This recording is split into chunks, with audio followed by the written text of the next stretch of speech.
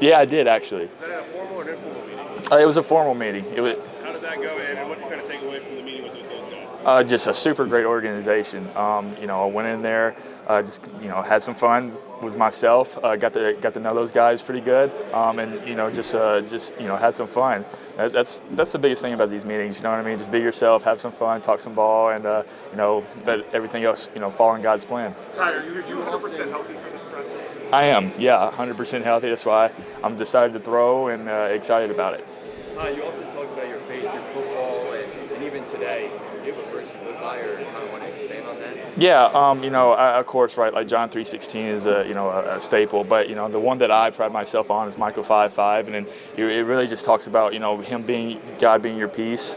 In a stressful environment like the NFL is in football, and anxiety driven to where you want to perform so well and you want to impress everybody, but in all reality, right, like God's put you here for a reason, and saying His name and just praying, it gives me peace. And talking about something that I really love, which is my faith in football, really just gives me a great heartwarming feeling. And the fact that God's put me on this earth, I fully believe He put me on this earth for a bigger reason, to play football and honor Him. So to be able to sit here talking to you guys at the the NFL Combine and talk about my faith is just a step in the process of making sure that when I get to playing, that I honor Him even more.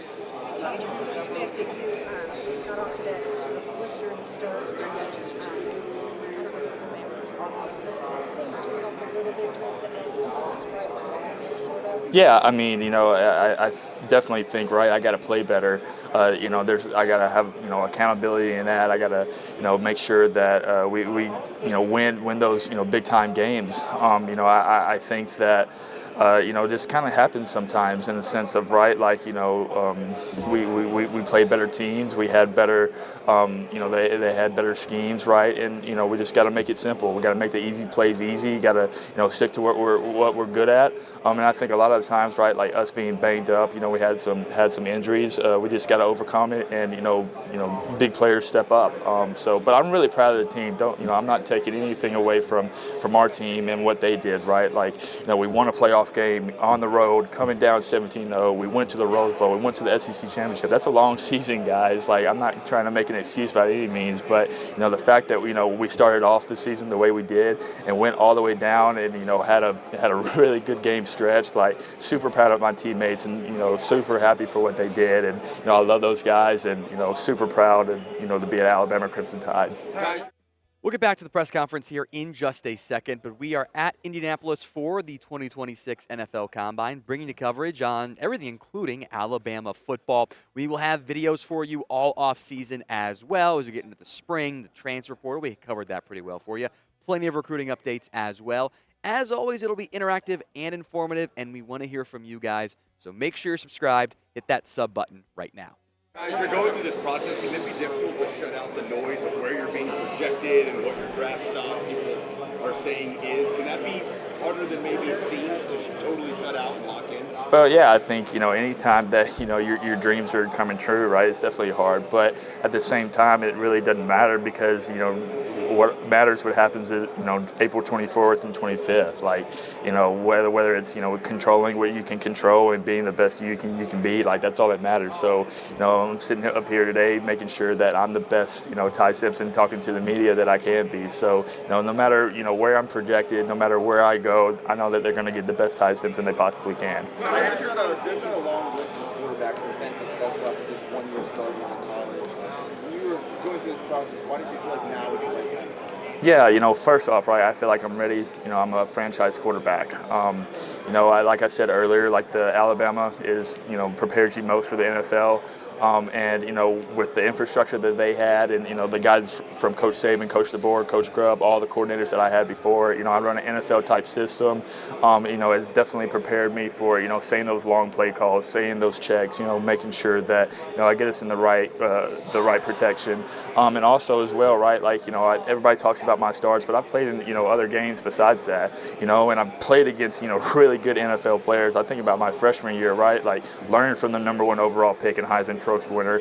Going on defense, going on scout team, I got Will Anderson, Dallas Turner, Henry To'oTo'o. I got Kool-Aid on one side. I got Terry on the other side. There's a number of, first and second round draft picks that, I went against and who I was in the locker room with. So, like I said, the Alabama locker room was as close as a locker room in the NFL as you can get.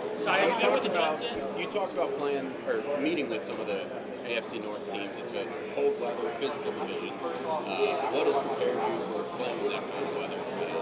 Yeah, so we didn't really play in a cold game at Alabama. There were some cold games, some windy games. I think, Oklahoma was pretty cold. Ole Miss a couple years ago was pretty cold. But in high school, I played in a bunch of cold games. And really, the cold is just an external factor. I can't worry about that, right? I got to have a hand warmer, got to make sure my hands are dry. Just because it's cold doesn't mean I can't throw the ball. Yeah, I met with the Cardinals. This was my first interview, and just super great organization. Mr. Monty is a great guy. Coach LaFleur is a super ball guy. Coach Hackett, all those guys are they love football. They're a quarterback driven organization because they're very familiar with the quarterback position. And I would love to be a Cardinal. I think that they're a great organization. They got a young team, and I'd be super blessed to play for them. I have met with the Jets. I mean, it was great. Just talking ball, getting to know each other. Coach Wright is a great human being. Coach Glid is a super juiceful guy.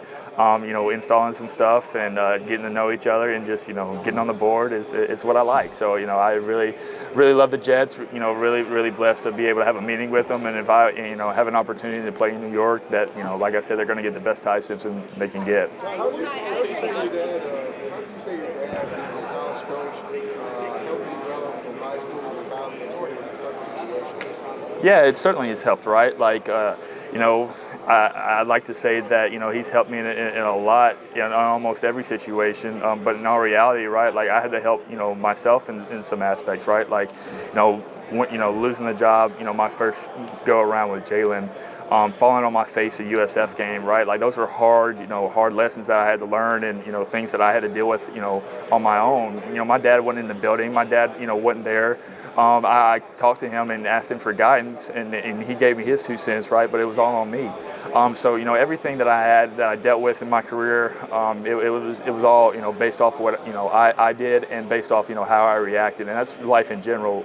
But him being there, like I said, spiritually and football wise, is everything that I could ask for. And it's helped me actually look different aspects in football. What was the first jersey you had? My first jersey was a Brett Favre jersey. It was a Green Bay jersey. I don't know if I still have it, but guy being from Mississippi, like my dad was from Mississippi, played at Southern Miss. My dad played in Southern Miss, Green Bay, like a guy who, is a gunslinger, cuts it loose, really enjoyed watching him and getting to know his family and stuff. Out of curiosity, can you tell us the longest play call you had memorized? Ooh, the longest play call I had memorized. Or just anyone that you All right, so I'll give you one. This is a touchdown against Wisconsin. I hit Germ on the dig route. It was about the 45 to 50-yard line. So it would have been H swag to triple left narrow, Frito Tiger, Y Dover, Z Commander staple, right? So it's a Dover, it's an in cut by Germ, reading it man zone, had the motion to see what the defense was, and it was 3 week. So they spun down the one high, and Germ ran a good route. Isaiah pinned the hook player, and Germ made a great catch, and Lottie did a good job of clearing it out, and we scored. Ty, when you talked to Mike McCarthy, what was that like with his quarterback development? What gleaned from you guys' conversations? It was just two guys working ball, right? It was cool to just, see us, talk about footwork, right? Talk about, 4 verts, talk about situational football in 2 minute, bringing up scenarios that he's had in his career to where they're crucial. What would you do in that situation, right? So, whether I got the question right or wrong, it was still cool to realize, hey, this is what had happened. This is what the answer I was looking for. This is why. And we would just, bounce ideas back and forth to each other. A guy like that who, you know, has had success in the league for a long time and is well respected. You know, anytime that I get to sit in an interview and, you know, talk to him and just, you know, soak up all that knowledge is anything I could ask for. When you went back and evaluated your season this past season, what were your most specific takeaways in your own evaluation? You know, I think first off, right, like it didn't end the way that we wanted it to. I think that's, you know, disappointing. But like I said, I was very, very proud of my team and, you know, what we accomplished. I think that we were a very close-knit team, and that's what helped us in those long games. But I think one, right, like I had command of the offense, you know, had command of the line of scrimmage. I think that's, you know, what helped us a lot of getting us in the right play call, getting us in the right check, getting us in the right protection. Two, you know, I think that I did a better job in the middle of the later of the year of just taking completions and, you know, cutting the field in half and, you know, taking what they give me. But I also think, right, like later during the year, you know, instead of worrying about, you know, other stuff, whether it's like the rush or, you know, what blitz are they bringing, how they're pressuring, right, of just, you know, staying in the pocket and, you know, maybe taking a hit, you know, better pocket presence, staying grounded at the back of the drop, you know, just simple stuff, right, that is easy fixes, but, you know, just stuff that, right, you can get caught up in because you're trying to make sure that, right, like this is the right coverage for the right play and making the right, you know, decision at the right time.